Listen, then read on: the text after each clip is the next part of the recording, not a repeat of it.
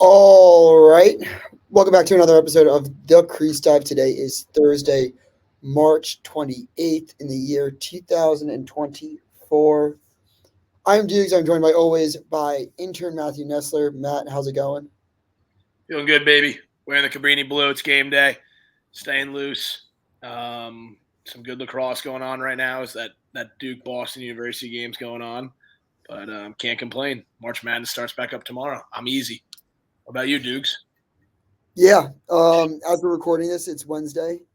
Um, like 2:15 is the fourth quarter of Duke playing in a bad weather matchup, so you'll kind of get a live reaction to that game as we go. But let's just dive into kind of what happened in this week in lacrosse.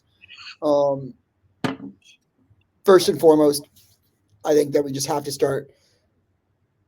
Brown, when playing with Larkin Kemp in attendance, unless he went yesterday to Villanova, but I doubt it. 1-0. They beat UMass. So shout out for Larkin Kemp for doing his part, going to the game, getting their first win of the season against UMass, the Drip King. I saw some controversy over this, that he got flagged for having like an illegal stick. I think we just talked about this on the last episode with Tillman. I'm okay with it. I'm okay for Mike Daly checking the stick. Anything to help the team. What's your thoughts on that? I don't think you should be able to. I don't think you should be able to stick check Fogos. Mostly because that's crazy. I just don't think. I think you.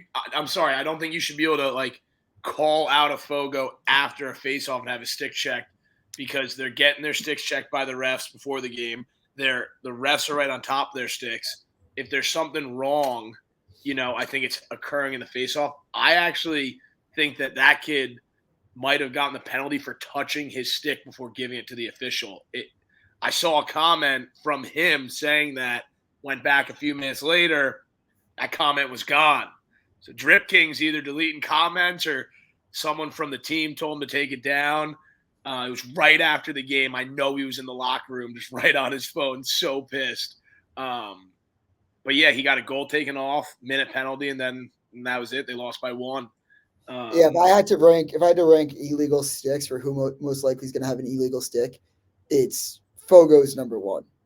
Then but in what way? In seventh grade. Are you saying the head's going to be illegal? Yeah. Yeah, but I feel like that's going to happen no matter your stick's going to bend right off the face-off if you give it to an official after that. I feel like I don't trust Fogos. What'd you say? I don't trust Fogos. I don't either. I mean, I guess what I said. We're always trying to bend and break the rules. Rules are always changing for them. So I get it, but I mean, it doesn't surprise me that the Drip King has an illegal stick. Yeah, we might need him to reach out to us to confirm whether it was actually illegal. That's like being named that's like being having your nickname in sports being legitimately at Alabama last year being the killer, and then all of a sudden oh, that guy was a murderer. That's crazy. The Drip King having too much drip or trying to do too much with the stick makes too much sense. That's good stuff there, Dukes. That's funny. Yeah, that's you're really laughing hard at that one. You're that's good stuff. I don't know. It felt good. Yeah, I think that that was a big controversy in that game. But then bigger story. We called it the day before. Number 1 Army down. Not even really a game. I mean, a little bit of a comeback in the fourth, but BU 14, Army 9.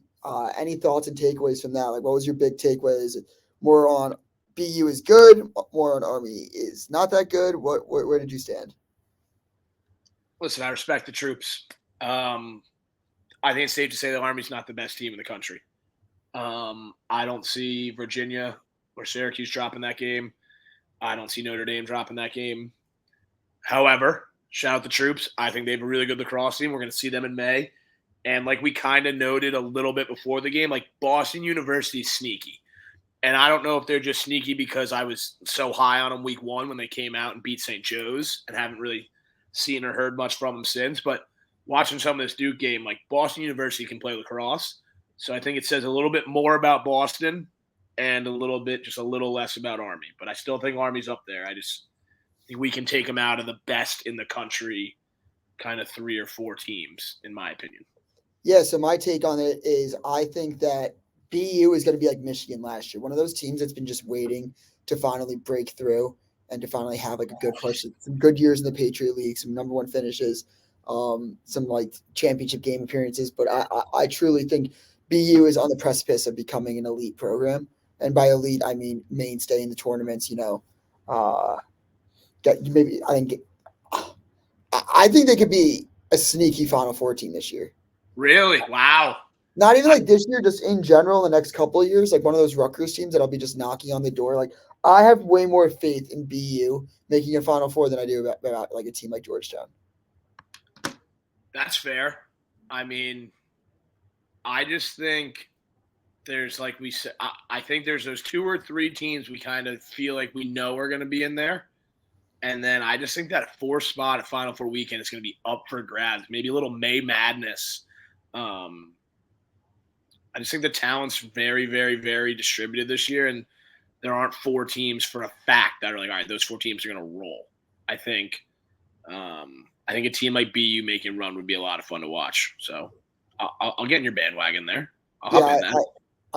I'm a BU guy. I think that they have good shit going on up there. I think that they're like not even on the. I just think they're just like about to break through. Like it's one of those programs that's just dying to just knock on the door and just break through to become like the next step up. Just skimming by some games that like we care but don't really care. Georgetown kind of slapped Richmond 14-8. Am I getting nervous? No. Is Richmond playing for Final Fours? No. So what do I have to be nervous about? But yeah, was wrong on that game. Yeah, we were both. But that was also, like I said, I mean, it's like you could put NJIT against Georgetown taking the Highlanders. Yeah, I'm loyal to the Spiders. Before I even got the word Spider out of my mouth, you were on them. You were the second you processed through your head that they were playing Georgetown. You're like, well, I'm on the Spiders. So it's safe to say Doogs is gonna be going against those Hoyas a lot. Well, because I was wrong. Like I thought Georgetown was them for so long. Like and now I put my reputation on the line for Georgetown. And it's just like the Jake Carraway years. I love Carraway, but like, getting smacked by Virginia, that hurt. That hurt being in their corner, and then just been like knocking. Like I'm just sick and tired of the talk. But I think that like after this core leaves, like I think Grant Bundy's really good. Like I do like Georgetown players. It's more. I just can't take the talk anymore until they walk the walk. That's more like I'm going to doubt Georgetown from now on until they do it. Yeah, I think that's fair. I think just more than fair. Being a rider like I am, I think I'm just sort of like sneaky, just rooting against Georgetown with you because like that's what I do. We got no hate, G-Town. Yeah, no, this is Doogs. It's just it was all love. It was all love. Like, this year, I'm praying on your downfall. This year I will be praying on your downfall. Next year we'll see. Send some merch, maybe we'll see. But yeah, and then I'm a double X. Looking around a little bit, like nothing too serious. Cornell beat Yale 18-15, cash that over. Any thoughts on that? Cornell back. Defenses stink. You talking highly of Yale. Defense still not great, but I'd like to roll the tape back last week. I think I asked for 5 and 3 out of Kirst. He gave me 4 and 4. When Kirst drops 8 points, Cornell's going to win. At the same time, we saw Cornell's able to win when he puts up 1 point. So Cornell offense, back. Cornell defense, still trying to find their legs. I mean, they've let up a lot of fucking goals this year. Yeah. Like, I'm trying to take just a quick peek. But yeah. I mean, they're like you do have a new goalie in there. Lost a lot of defenders. I mean, I know personally that there's a stud from Garden City on the Cornell defense, but I don't know if he's playing LSM now. I think he's gonna be like PLL good. Is Garden City biased, or is this Doogs insider knowing what he's talking about here? No, it's Brendan Staub. Okay. You say he's a freshman? sophomore. Him and this Cascading kid, who's one of the Fogos. Um, but yeah, I think Staub in the next couple of years is really going to come on as like an elite defender. I mean, Garden City's had great defenders throughout like the years, but I've always said that like from what I've watched and like I think he's the best I've seen. So I think he's going to be somebody that's going to have to take the next step up for Cornell, and then he kind of has to fit like that Adler #1 role. That's just me personally. I mean, I know nobody else in the Cornell defense. I just know how good he is.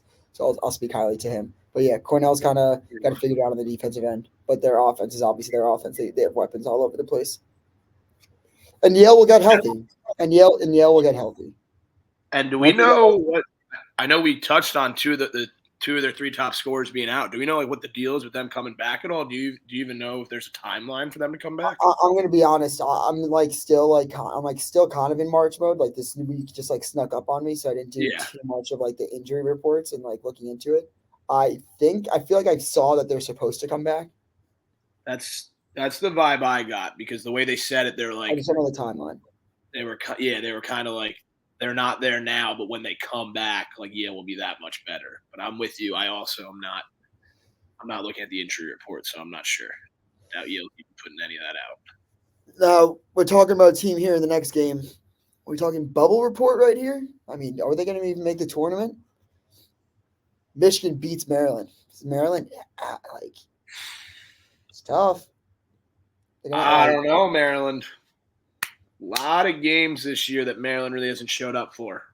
The big bad wolf is not so bad anymore, and maybe Michigan tired of just kind of getting rolled over. Like, I mean, like I said, that was one they had to have. Yeah, if you're Michigan, 100%. Like but you can deal with losses. You can deal with losses to Notre Dame and Virginia. Yeah, I mean, it's almost like if you're Maryland, that was one you couldn't lose, though. Kind of was like a must win for Michigan and a can't lose for Maryland, and Maryland got fucked. Wasn't even close, right? What was that final? In what? In like 4 or 5. In the Michigan game, 12-11, it was close. Yeah, I forgot they came back at the end. Let me see. When I was watching, Maryland was up a little bit. Maryland right now. Wait, I think this is it. So the RPI,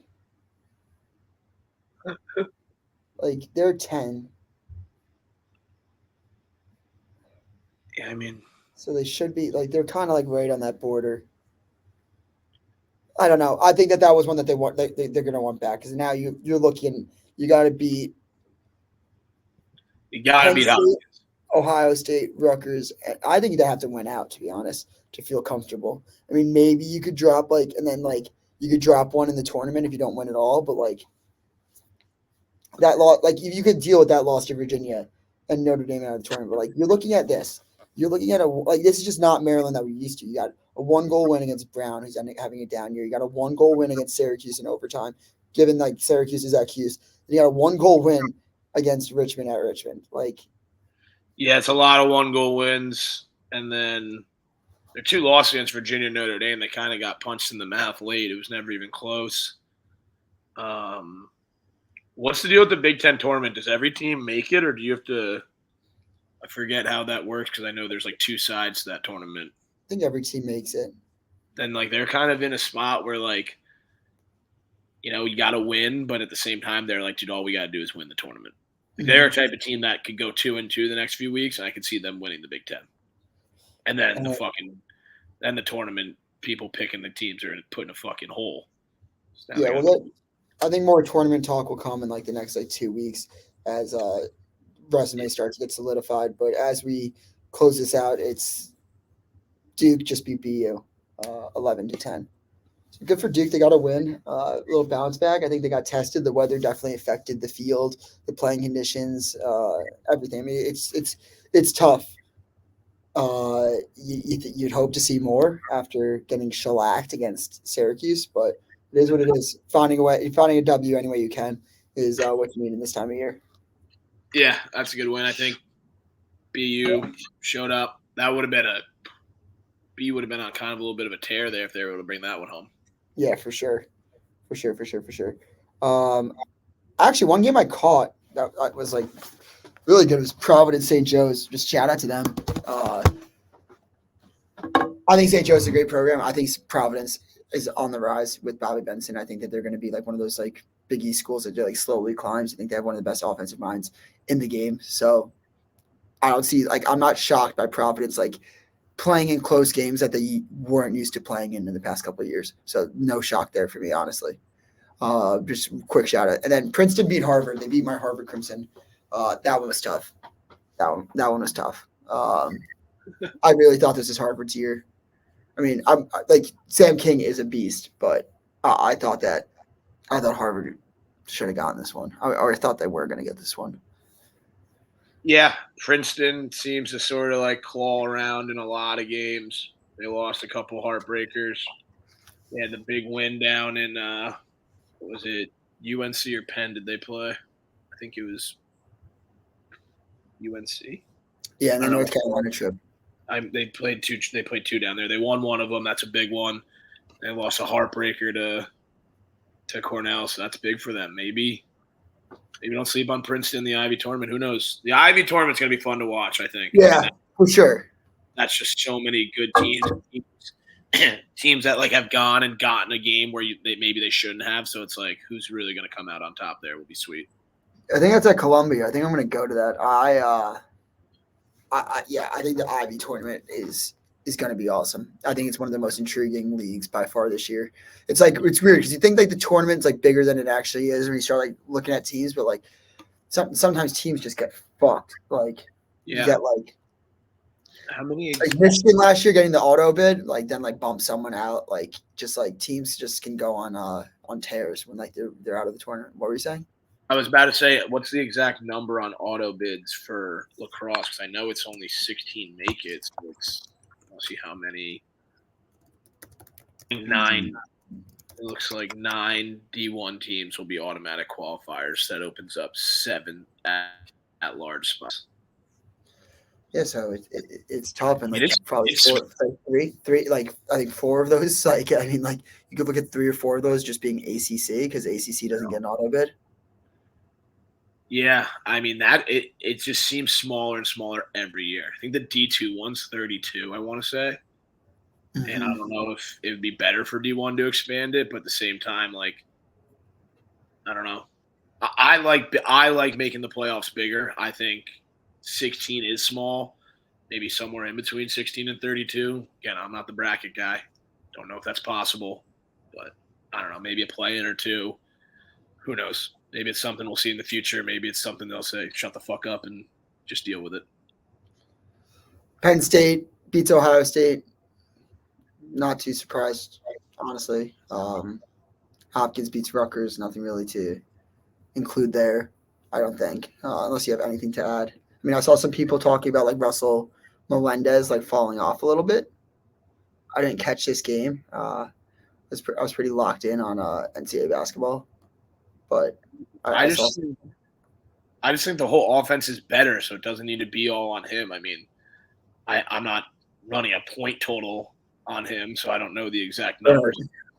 But like, the Hopkins offense is better, so why the fuck would it matter if his numbers are worse? Like, clearly, if the offense is playing better, he's probably scoring less. I mean, they have shooters everywhere. I mean, Crawley has those boys buzzing. I mention it like every time we talk about Hopkins.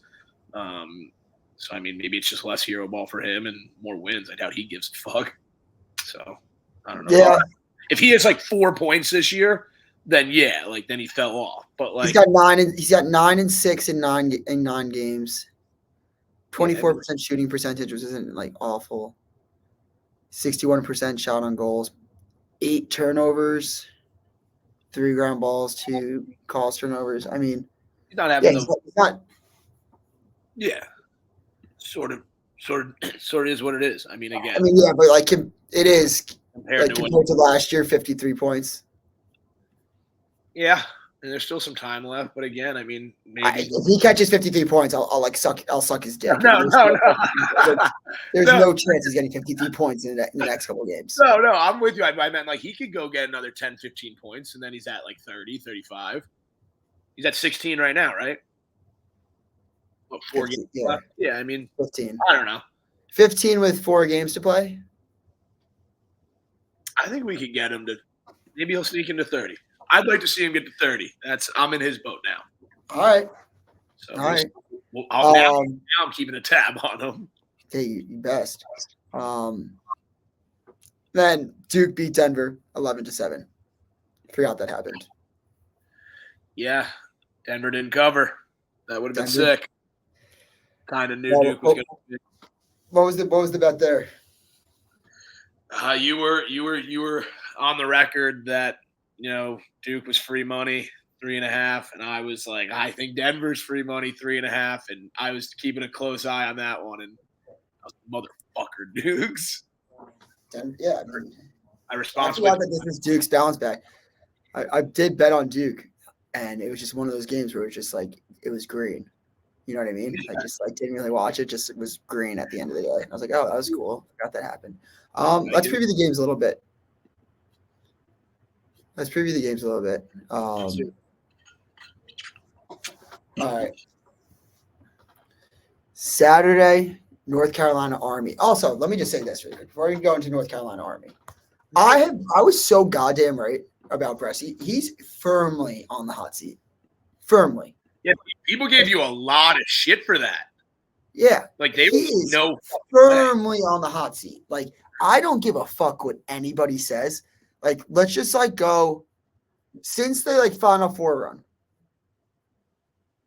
They were 8-6. Wait, so let's go back. Let's go back to the championship. Let's go. We're going back. The year after they won it all, 2018, 7-7. 2019, 8-7. 2020, they were really good. 7-0 before the season got canceled. That's when they got Chris Gray. Or maybe they did 2021. 2021, they made the Final Four 13-3. Great job.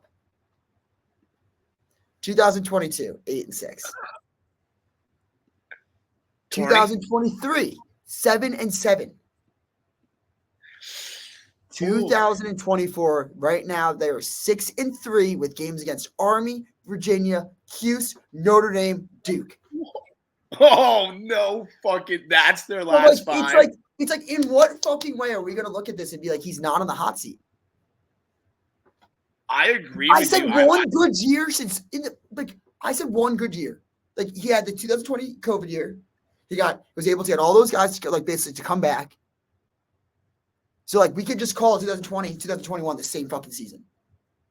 Yeah. And even in 2017, it took a huge. Wait, no, sorry. 2007. Wait, it wasn't actually that. 2016 is when they won it. Okay. So 2016, they were 12-6. I'm pretty sure they almost didn't even make the tournament. They had losses to Hofstra, Denver, UMass, Maryland, and Cuse twice. So they had to win. Yeah, I remember that being a miraculous run, whatever. Then 2017, the year after they won it, they were 8-8. So 17-8. It's just he's a 500 coach. Yeah, my issue is in the sport of lacrosse, do people get put on the hot? I agree with you. I think you should be. I just don't know in lacrosse, especially if you won a national championship, even in the last decade. I almost feel like your spot is locked in. No, dude. Let me take you. No. Let me give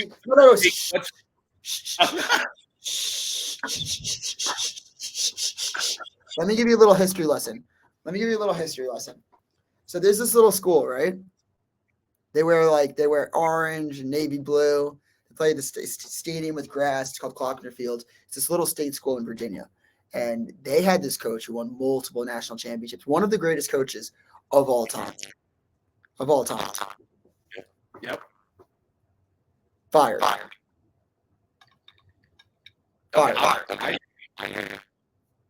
Is the audio messed up a little bit? I can hear you. Audio's good on my end. Maybe it's not good on my side. hear my echo. I don't like this. All right. Now we're good. They fired Starja. Now we're back. Fired Starja. Fine. You'd be like, that's a once in a lifetime opportunity. Like that's a once in a blue moon. Let me take you to another small school. It's a school called Johns Hopkins. The best defender of all time coached him for a little bit. Took him to multiple Final Fours, national championships, top of the top. Made a Final Four run in 2015. Fired a couple years ago.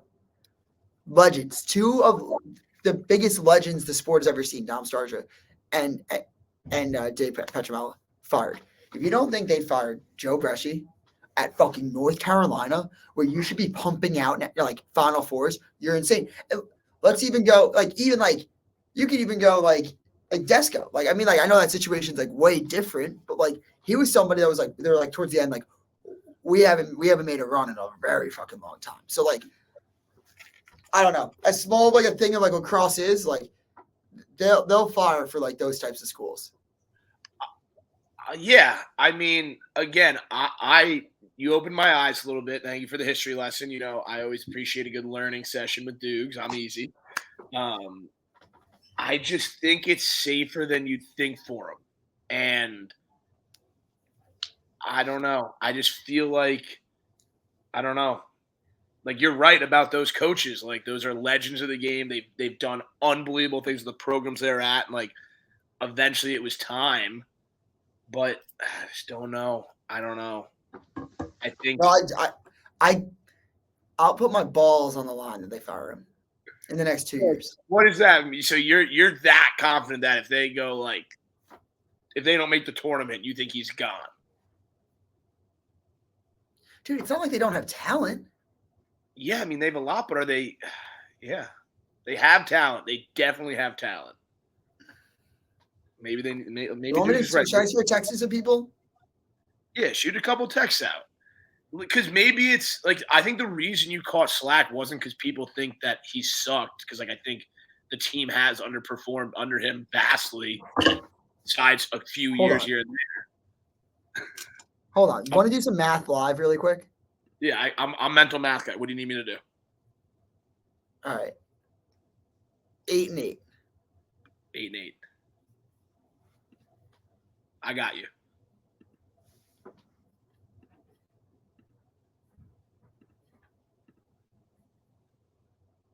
Seven and 7. Okay. 8 and 7. 23 and 22. 7 and 0. 30 and 22. 13 and 3. 43 and 25.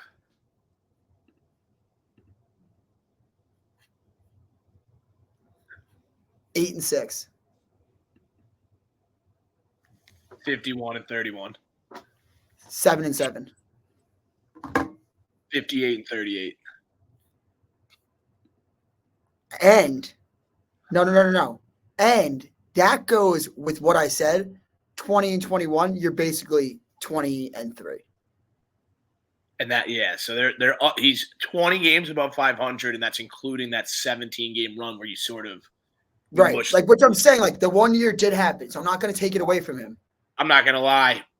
I think he's farther than 500 than we thought, but 58 and 38 at North Carolina is pretty. No, but that's a lot of loss. No. But that's my But Nestle, that's my point. Is when you look at it like that, when you like just pull out the wins, when you like are like, all right, 2020 they had all the talent, they brought all that talent back. Like if COVID never happened, what happens in 21? Are they just 500 again? Because like Will Perry graduates, like it's like. That's a lot of losses, dude. I'm not gonna lie. All I'm saying is that like if you spill it out like that, like which like some people might do, you might be like tricked by that being like, oh, he's 20 games above 500, but it's like you got to dig deeper into the numbers. Like it's not that impressive. That's the national championship. That's one Final Four. Like, let's just look it up. Let's just look this shit up. Let's just keep going with this. This is fucking ridiculous. I'm gonna fire this guy live today. That's it. Is good. Dude's passion is on. Dude, holy shit. What are we doing here? He has one fucking quarterfinals since one quarterfinals. He has since the national championship. He has 2 tournament appearances. 2? Yes. Since 2016 they won it? Yes, they had 17 and 21. That's it. And that's because they won the fucking tournament in 17. That's a lot of years without the tournament. I don't know. But yeah. All right. Maybe you're right.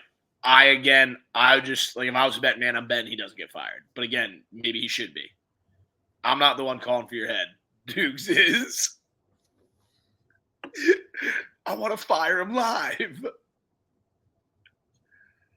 We got to get some UNC alums on the horn.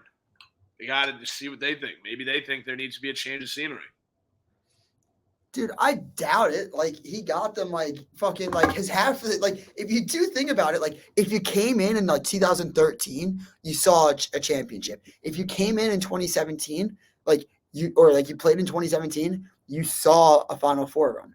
Like, the only, like, so, like, at the end of the day, like, it's like a bunch of their alum. Like, when did Breschi start coaching there? Let me see this. They have that feeling where if you stick it out 4 years. 2009. You'll get your chance for a run. I'd say he's 15 years in, and he's got 1 national championship or 2. Dude, he is a bad coach.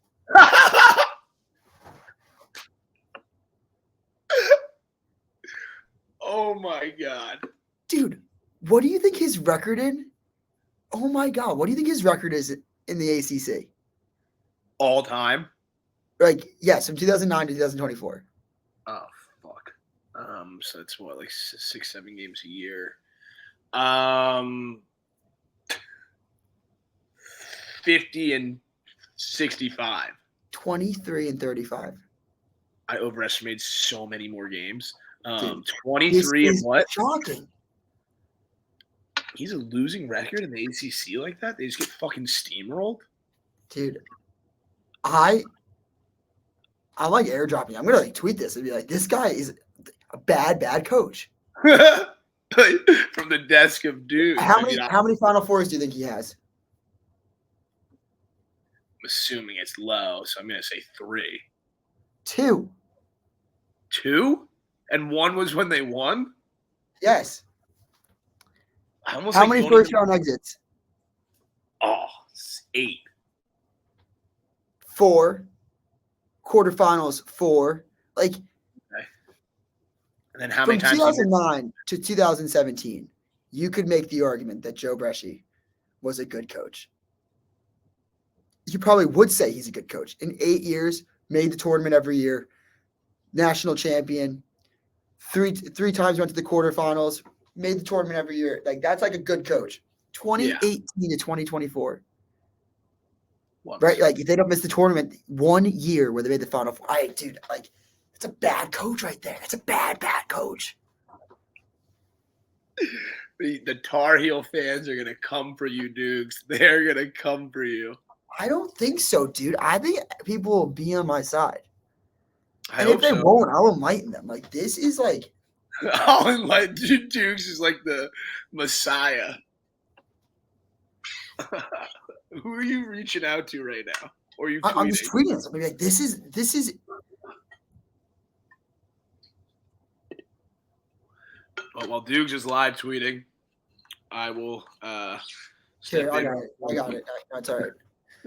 I'm just like, this is crazy shit. Watching you see all this, like realizing more and more. People like, it's like I just thought it, but then when you really look at the numbers, it's not good. No, I mean the numbers didn't sound great. They're not great. They don't even like sound good. They don't look great. They look disgusting. Like, makes you want to fucking throw up. Like, and this is like everyone's like on their knees for this guy, fucking glazing, doing tricks on it for him. Like, Jesus Christ. That's good stuff, man. All right. Well, that's all I have on that. Let me look up some games. Yeah, that's all we got on you. We're talking about what game were we talking about? We're talking about North Carolina Army. Who you got? I mean, I have to take Army at this point. Army. I mean, you've never been more in on Army than you are for this game. Do you have a spread there or no spreads yet? It's in New York, so I can't see. I'll take North Carolina getting some points there. I think Army's going to win, but I'm assuming North Carolina is going to be getting some. Yeah, I have Army in that one. Yeah, I'm just picking against you because I think it's funny. Yeah. Next game, Michigan at Hopkins. Hopkins -2.5. Who you got? Hopkins -2.5. They're going to make it rain on Michigan.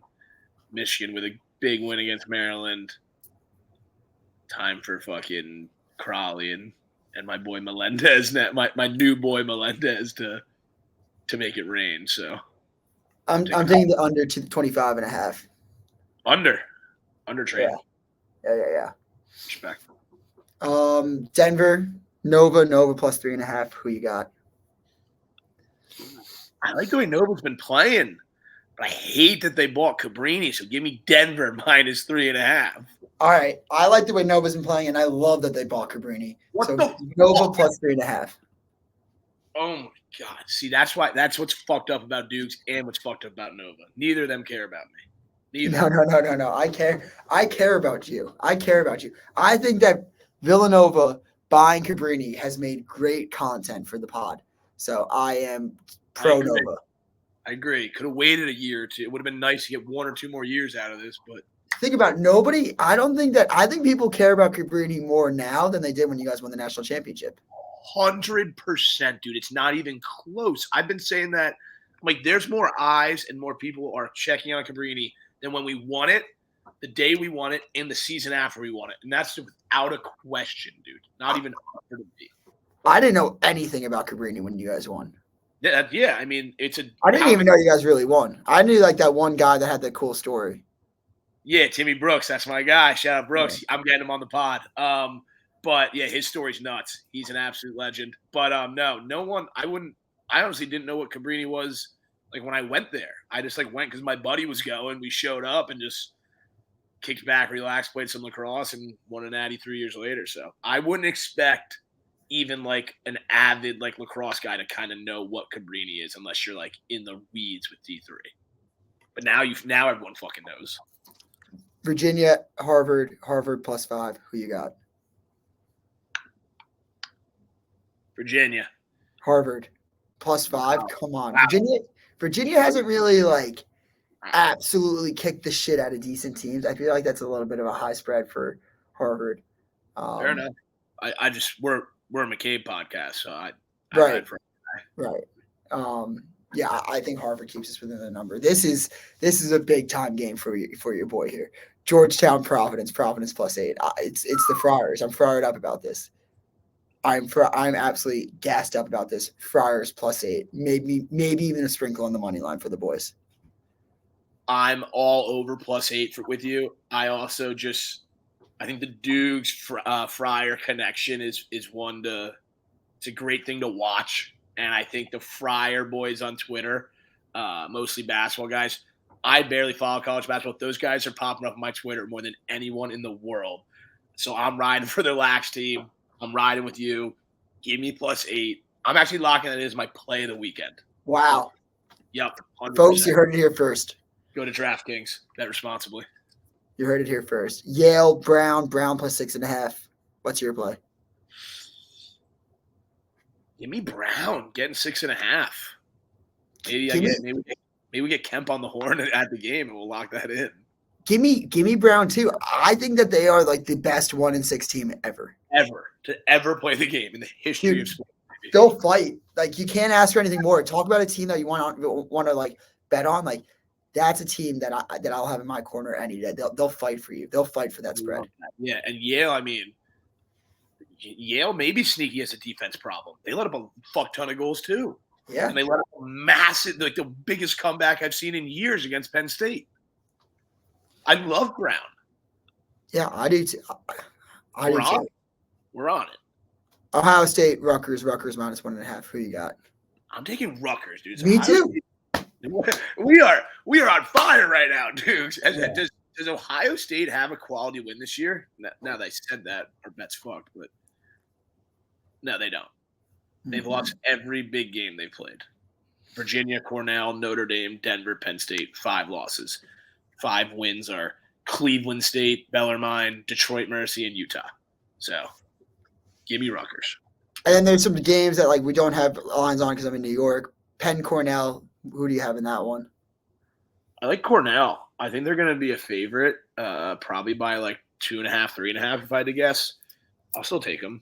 Penn's also sneaky. Penn's a solid team too, and they like to fight. They did just get rolled by St. Joe's, so maybe be careful if you're riding what I'm saying because I can see Penn keeping it close. But I'm going to ride with Cornell. Cursed is hot. Cursed hat on.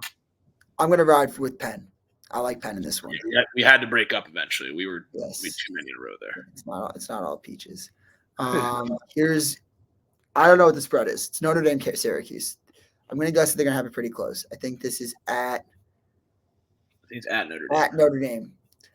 I saw a stat. Yeah. Let me pull it up really quick to get it exactly right. I know exactly what you're going to say. I don't know what it is, but I know what you're saying. Syracuse has lost its last 5 games versus Notre Dame by a combined 52 goals. What's even crazier, this is from Shane Thornton. What's even crazier, Pat Cav has 43 points in these 5 games. Holy shit. I have to take Notre Dame. They have done me so well against Cuse in the past. Give me Notre Dame, no matter what it is, even if it's 9.5. I wonder what I'm actually trying to get the spread up for us because I'm in Jersey. I like Notre Dame as well there. I just don't – I got to find out what the spread is before I lock that in. I think Notre Dame's going to win 100%. I think that stat sucks for Notre Dame bettors because I could see just based on how history of gambling and everything works, when a team beats a team 5 times in a row, 6 times in a row, you're always due to get fucked. However, Notre Dame defense legit, goaltender legit, Kavanaugh brothers spank into the back of net. Faison, however you pronounce his last name, unbelievable. Might be the fastest dude to ever play lacrosse. Yeah. So give me Notre Dame. Shout out Chris Collins and the boys down there in South Bend. Maryland, last game, Maryland at Penn State on Sunday. Penn State -2. I'm taking Penn State -2. I like Malone. I like Penn State. Like I said, I'm in love with this Maryland team. I think Penn State puts them in the ground. Yeah, I'll go Penn State. Maryland, I don't know. I have no allegiance to Maryland. We've been high on Penn State. They just get gritty wins, score a lot of goals, and I think TJ Malone is disgusting. So there's that. All right. Do you have a curse of the week as we finish this thing up? Yeah, I got a quick one for you. Switching from the curse of the week hat for the viewers to the lucky Cabrini hat. We're going honorable mention.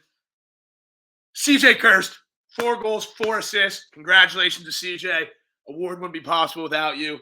That's how you show up for Cornell. No more of this 1 point bullshit. Just keep showing up. Shout out CJ Kirst. No other honorable mentions. I know there's some people out there who want a long list. Some people want to keep it short. We're going 1 honorable mention. We're going straight into the winner of this week's Curse of the Week.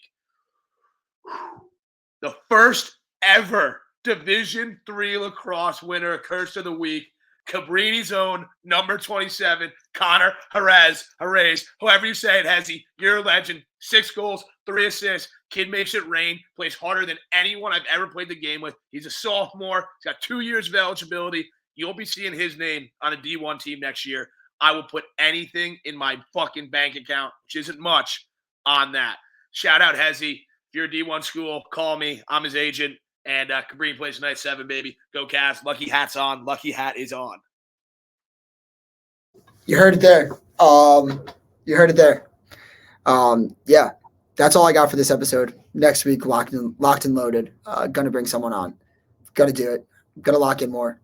Gotta get it locked in. It's after this week. It's basically lacrosse mode because it's the final for it, and then I'm just all lax all the time. Yeah.